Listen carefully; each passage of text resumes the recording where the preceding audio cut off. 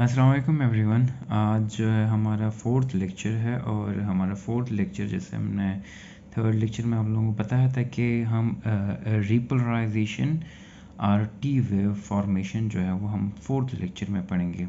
अच्छा, इस लेक्चर के साथ कुछ एक्स्ट्रा हम पढ़ेंगे जो कि हमारे इंटरवल्स और सेगमेंट्स। तो चलिए स्टार्ट करते हैं। अच्छा, आफ्टर डीपोलराइजेशन, जैसे डीपोलराइजेशन का फेज़ जो है वो ख़त्म हो जाता है आपके मायोकार्डियल सेल में, तो उसके बाद जो फेज़ स्टार्ट होता है उसको हम क्या कहते हैं, रिपोलराइजेशन। ठीक है, रिपोलराइजेशन में जो कंट्रैक्शन हुई होती है आपके कार्डियक मसल्स में, वो जो है रिलैक्सेशन की तरफ जाती है। ठीक है, in which the negativity of interior cells is restored and ready to be restimulated. अब होता है इसमें क्या है, लेट्स सपोज ये पूरा आपका एक लंबा सा सेल है, ये जो है करंट इससे गुजर रहा है। लेट्स सपोज ये जो है करंट इससे गुजर रहा है, तो इस फेज़ में क्या होता है, लेट्स सपोज ये वाला एरिया जो है ये अब डीपोलराइजेशन स्टेट में है। तो इसमें क्या होता है, पॉजिटिव नेगेटिव, पॉजिटिव जो है वो ज़्यादा चार्जेस वो अंदर होते हैं और नेगेटिव जो है वो बाहर होता है। लेकिन जैसे ही वो आगे जाता है तो आगे वाला एरिया जो है वो रिपोलराइज स्टेट में होता है, और जिस एरिया को ये छोड़ रहा है वो भी रिपोलराइजेशन स्टेट में चला जाता है। तो ये एरिया जो है इसमें नेगेटिव चार्जेस ज़्यादा है, पॉजिटिव चार्जेस बाहर ज़्यादा है। तो जैसे ये डिपोलराइजेशन हो जाती है, यहाँ पे पॉजिटिव चार्जेस अंदर आ जाते हैं और नेगेटिव चार्जेस जो है वो बाहर चला जाता है। सेम टू सेम, जैसे जिस एरिया को ये छोड़ के जा रहा है उसमें भी नेगेटिव चार्जेस जो है वो अंदर आ जाते हैं और पॉजिटिव चार्जेस जो है वो बाहर चले जाते हैं। तो ये स्टेट जो है वो रेडी हो जाता है नेक्स्ट वेव के लिए जो कि आ रहा है, और ये स्टेट जो है ऑलरेडी रेडी होता है जो कि वेव आ रहा है इसके ऊपर। ठीक है, तो ये स्टेट हमारे पास है डिपोलराइज स्टेट, ये है रिपोलराइज स्टेट जो कि डिपोलराइज हो रहा है, और ये जो है जो डिपोलराइजेशन के बाद जो स्टेट आया है, मतलब डिपोलराइजेशन के बाद जो सेल्स है वो रिपोलराइज जो होते हैं वो भी पीछे छोड़ जाते हैं। ठीक है, अच्छा, these repolarization can be seen on ECG as a T wave, that is। अच्छा, repolarization का फेज जो है अगर आप ECG में देखना चाहते हैं तो आपके ECG में जो T वेव बन रहा होता है ना, तो वो बेसिकली क्या शो कर रहा होता है, आपके कार्डिक मसल्स की रिपोलराइजेशन को, मेनली वेंट्रिकल्स। ठीक है, यहाँ पे अगर T वेव बन रहा है तो ये T वेव जो है मेनली आपके वेंट्रिकल्स की डिपोलराइजेशन शो करता है। ये आर्ट्रियम की डिपोलराइजेशन नहीं, सॉरी, आर्ट्रियम के रिपोलराइजेशन को नहीं शो करता, ये सिर्फ वेंट्रिकल की रिपोलराइजेशन को शो करता है। ठीक है, जैसे आप यहाँ पे देखते हैं P wave, Q wave, R wave, S wave, S wave के बाद जो वेव बन रहा है इसको हम क्या कहते हैं, टी वेव। और टी वेव किस सूरत में बनता है, जब रिपोलराइजेशन ऑफ यूर वेंट्रिकल्स जो है वो होता है, तो उसमें जो है उसके रिजल्ट्स में टी वेव जो है आपका बन जाता है। अब यहाँ पे क्वेश्चन अराइज होता है कि टी वेव जो है वो बनता है वेंट्रिकल के लिए, तो आपका जो ऊपर वाला पोर्शन है दैट इज आर्ट्रियम, उसकी जब रिपोलराइजेशन होती है तब आपके पास वेव क्यों नहीं बनती। ये क्वेश्चन बनता है ना, नॉर्मली स्टूडेंट्स के दिमाग में ये क्वेश्चन बन जाता है कि हाँ वेंट्रिकल के लिए तो टी वेव हो गया, व्हाट अबाउट द आर्ट्रियम, तो आर्ट्रियम के लिए हमारे पास वेव क्यों नहीं बन रहा। तो यहाँ पे उसका आंसर ये है, there is also arterial repolarisation. Arterial repolarisation भी होता है, लेकिन जब वो रिपोलराइजेशन उसकी होती है तब वो जो है गायब हो जाता है, कॉन्साइड हो जाता है, मिक्सअप हो जाता है किस चीज़ के साथ, वेंट्रिकुलर डिपोलराइजेशन के साथ, and is hidden by the much more prominent QRS complex. मतलब जब रिपोलराइजेशन आपकी आर्ट्रियम की हो रही होती है तब उसकी जो करंट की मिकदार जो है वो इतनी नहीं होती कि आपकी ECG में एक अलग सा वेव बना ले, या फिर अगर वो वेव बना भी रहा है तो यहाँ पे साथ में जो है आपकी वेंट्रिकल की जो है वो डिपोलराइजेशन हो रही होती है, तो इनका करंट जो है इतना हाई होता है कि इसमें जो है आपकी जो वेंट्रिकल की रिपोलराइजेशन जो है वो ऑलमोस्ट डिसअपियर हो जाती है। ठीक है। तो इसलिए जो है आपकी वेंट्रिकल्स की जो है सेपरेट वेव नहीं बन रही फॉर रिपोलराइजेशन, लेकिन डिपोलराइजेशन के लिए उसके लिए स्पेसिफाइड वेव है, that is known as P wave. ठीक है। अच्छा, आगे चलते हैं। आगे सेक्शन में हम इंटरवल्स और सेगमेंट्स के बारे में पढ़ेंगे। तो ये सारा इसके साथ जो है हमारी डिपोलराइजेशन और रिपोलराइजेशन का फिनोमेना जो है यहाँ पे ख़त्म हो जाता है। ठीक है। अच्छा, इंटरवल और सेगमेंट्स, ईसीजी में हम इंटरवल्स को भी देखते हैं, सेगमेंट्स की भी देखते हैं। अब क्वेश्चन अराइज होता है कि what is intervals and what is segments. तो इंटरवल हमारे पास वो लाइन है जिसमें वन वेव जो है एटलीस्ट पाया जाता है between two points. For example, ये पॉइंट नंबर 1 है और ये पॉइंट नंबर 2 है। अब इन दो पॉइंट्स को ये लाइन जो है ये मिक्सअप कर रहा है, या लेट सपोज ये वन वेव है और ये सेकंड वेव है। ठीक है। इन दोनों वेव्स के बीच में ये लाइन है। अगर इस लाइन में जो है एक और वेव आ जाए, वन वेव और मल्टीपल वेव्स, तो इसको हम क्या कहेंगे, इंटरवल। ठीक है। स्ट्रेट लाइन है बिटवीन टू वेव्स। अब इस लाइन के मतलब इस पॉइंट और इस पॉइंट के बीच में अगर वेव आ जाए तो उसको हम क्या कहेंगे, इंटरवल कहेंगे। अब सेगमेंट में अब दोनों की डिफरेंशिएशन में बताता हूँ। सेगमेंट में क्या होता है, सेम टू सेम एक वेव से वो स्टार्ट लेता है, लेट सपोज यहाँ से इसने स्टार्ट लिया, दूसरी वेव पे ये कि स्टार्ट पे ये जो है ख़त्म होता है, यहाँ से स्टार्ट होता है और यहाँ पे ख़त्म होता है। स्टार्टिंग और एंडिंग पॉइंट पे यहाँ पे कोई भी वेव नहीं है।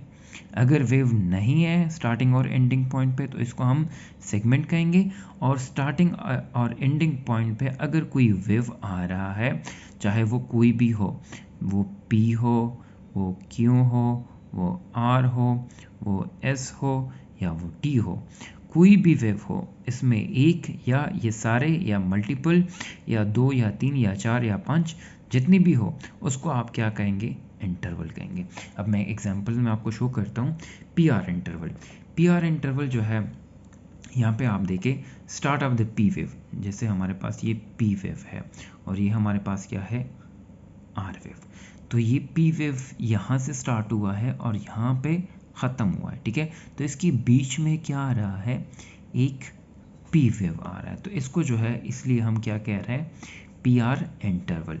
अब दूसरे इंटरवल्स कौन कौन से हैं, QT interval. QT interval, Q का स्टार्ट ये है और T का एंड जो है वो ये है।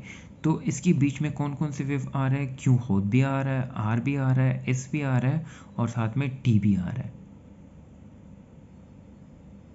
तो इसको हम क्या कहेंगे, QT इंटरवल। अब थर्ड इंटरवल हमारे पास कौन सा है, QRS। Q से ये स्टार्ट होता है और इस पे जो है ये क्या होता है, ख़त्म होता है। तो इसके बीच में कौन कौन सी वेव आ रही है, Q वेव आ रही है, R वेव आ रही है और S वेव आ रही है। दैट्स वाई हम इसको क्या कहते हैं, interval, that is QRS interval. और लास्ट वन इंटरवल जो है वो R वेव और R वेव के बीच में है। देखिए, R वेव यहाँ से स्टार्ट होता है और यहाँ पे ख़त्म होता है, मतलब दो बीट्स के बीच में। इससे आप हार्ट रेट भी आइडेंटिफाई कर सकते हैं, लेकिन वो आगे जाके हम पढ़ेंगे। इसके बीच में देखिए S वेव भी आ रहा है, T वेव भी आ रहा है, P वेव भी आ रहा है, Q वेव भी आ रहा है। तो मल्टीपल वेव्स इसके बीच में आ रहा है, तो इसको जो है हम क्या कहेंगे, RR इंटरवल्स। अब डिफरेंस देखिए सेगमेंट्स में यहाँ पे देखिए, ये जो है एंड ऑफ P वेव है, क्या है, एंड ऑफ P वेव, और start of the QRS complex है। ठीक है। QRS कॉम्प्लेक्स का स्टार्ट है, तो यहाँ पे बीच में कोई भी वेव नहीं बन रहा, दैट्स वाई हम इसको क्या कहेंगे, PR सेगमेंट। और यहाँ पे देखिए दूसरा segment, end of the S wave और start of the T wave, तो इसके बीच में कोई वेव नहीं आ रहा, दैट्स वाई हम इसको क्या कहते हैं, ST सेगमेंट। तो ये जो है डिफरेंस है हमारा इंटरवल्स और हमारे सेगमेंट्स के बीच में। अच्छा, थर्ड पोर्शन जो है हम इसमें जो है सारे वेव्स जो आपके पास आ रहे थे, सारे इंटरवल्स जो आपके पास है और सारे सेगमेंट्स जो आपके पास है, उनकी ड्यूरेशन कितनी और इनकी एम्पलीट्यूड जो है हम जो कैलकुलेटेड मतलब एग्जैक्ट अमाउंट जो है या एग्जैक्ट वैल्यूज़ जो है वो हम पढ़ेंगे, मतलब आइडियल वैल्यूज़ जो है हम इसकी पढ़ेंगे। बाकी ये वेरी करता है different human to human, age to age, gender to gender जो है वो, कंडीशन टू कंडीशन, पैथोलॉजी जो है वो क्या करता है, डिफरेंसेस आता है, जिसकी बेस पे हम इनके साथ कंपेयर करके डिफ्रेंशिएट करते हैं कि कौन सी जगह पे जो है वो कितना मसला है। फॉर एग्जांपल पी वेव जो है इसकी ड्यूरेशन जो है हमारे पास कितनी है, 0.1 सेकेंड।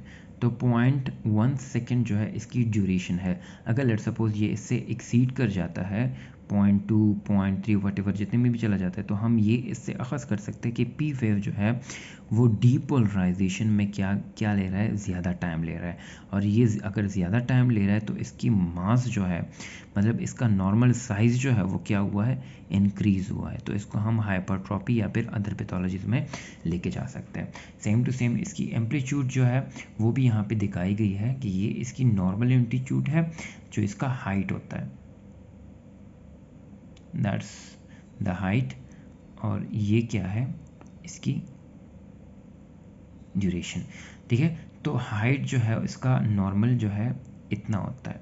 अगर ये इससे एक्सीड कर जाता है तब भी ये क्या शो करता है, आपकी पी वेव में पैथोलॉजी इसको शो करता है। अब क्यू आर एस कम्प्लेक्स की तरफ जब हम आते हैं तो इसकी ड्यूरेशन जो है वो इतनी होती है, मतलब आपका क्यू आर और एस वेव जो है, इसको आप क्यू आर एस कम्प्लेक्स भी कहते हैं, इसकी नॉर्मल ड्यूरेशन जो है वो 0.08 सेकेंड से लेकर 0.1 सेकेंड तक होती है, 10 भी आप कह सकते हैं। और इसकी एम्पलीट्यूड जो है वो डिफरेंस होती है, क्योंकि क्यू वेव जो है वो अलग है, आर वेव अलग है और एस वेव हमारे पास अलग है। तो क्यू वेव की एम्पलीट्यूड जो है हमारे पास 0.1 सेकेंड से लेकर 0.2 तक होती है। आर वेव जो सबसे बड़ा होता है, इसकी एम्पलीट्यूड जो है वो 1 मिलीवॉल्ट है, और एस वेव की एम्पलीट्यूड जो है 0.4 मिलीवॉल्ट तक पाई जाती है। ठीक है, अच्छा टी वेव की नॉर्मल ड्यूरेशन जो है हमारे पास कितनी है, 0.2 सेकेंड्स है। अगर लेट सपोज ये से एक्सीड कर जाती है 0.4 0.6 वगैरह में चली जाती है, तो इससे आप ये आइडेंटिफाई कर सकते हैं कि ये रीपोलराइजेशन जो हो रही है वेंट्रिकल की, एक्चुअली ये आपकी वेंट्रिकल को शो करता है। तो वेंट्रिकल की रिपोलराइजेशन जो है वो ज़्यादा टाइम ले रहा है। और यहाँ पे अगर आप एम्पलीट्यूड को देखें तो टी वेव की एम्पलीट्यूड जो है हमारे पास 0.3 मिलीवॉल्ट है। अच्छा, इसके बाद जो है हमारे पास इंटरवल्स की तरफ हम आ जाते हैं। तो पी आर इंटरवल जो है, जैसे हमने यहाँ पे पढ़ा कि start of the P wave and start of the Q R S complex, इसको हम क्या कहते हैं, पी आर इंटरवल। तो पी आर इंटरवल की नॉर्मल ड्यूरेशन कितनी होती है, 0.18 सेकेंड। लेकिन ये कभी कभी वेरी भी करती है, मतलब एग्जैक्टली यहाँ पे नहीं पाई जाती। कुछ लोगों में जो है 0.12, कुछ लोगों में 0.16 वगैरह वगैरह, ये वेरिएशन जो है 0.12 से लेकर 0.2 सेकेंड तक ही पाई जाती है। क्यू टी इंटरवल की ड्यूरेशन जो है 0.4 से लेकर 0.42 तक है। आर आर इंटरवल जो है, जो आपके एक आर वेव से लेकर दूसरे आर वेव तक का जो ड्यूरेशन है, ये नॉर्मली कितना होता है आपका, 0.8 सेकेंड का होता है। अच्छा, एस टी सेगमेंट, जो सेगमेंट्स पाई जाती है यहाँ पे, ये वाली और ये वाली, एस टी सेगमेंट जो है आपके पास कितने टाइम का होता है, 0.08 सेकेंड का। ठीक है, और आपका Q T P R segment जो है, जो कि नॉर्मली क्या शो कर रहा होता है, आपके ए वी नोड से करंट गुजरने वाला फेस। तो इसमें जो है आपकी ड्यूरेशन जो है, जो टोटल लगता है वो कितना होता है, 0.09 सेकेंड। ठीक है, तो ये सब जो है हम मतलब आपके जो सारे वेव्स थे, सारे इंटरवल्स थे, सारे सेगमेंट्स थे, उनकी ड्यूरेशन और एम्पलीट्यूड के बारे में मैंने आपको बता दिया।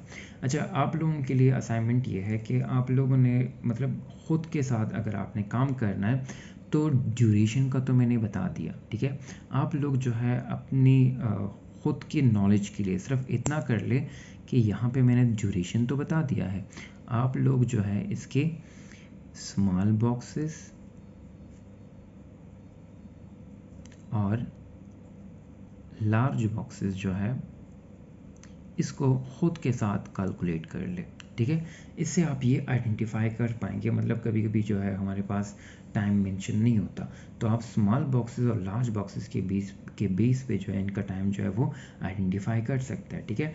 तो आप लोगों ने क्या करना है, खुद के साथ स्मॉल बॉक्सेस भी इसकी आइडेंटिफाई कर देनी है, हर एक वेव और हर एक इंटरवल और हर एक सेगमेंट की, और साथ में लार्ज बॉक्स भी आपने क्या करनी है, आइडेंटिफाई करनी है, ठीक है स्टूडेंट्स। अच्छा, यहाँ तक जो है अगर किसी पॉइंट की आप लोगों को समझ नहीं आई तो आप लोग काइंडली मुझसे कमेंट सेक्शन में पूछ सकते हैं। Thank you.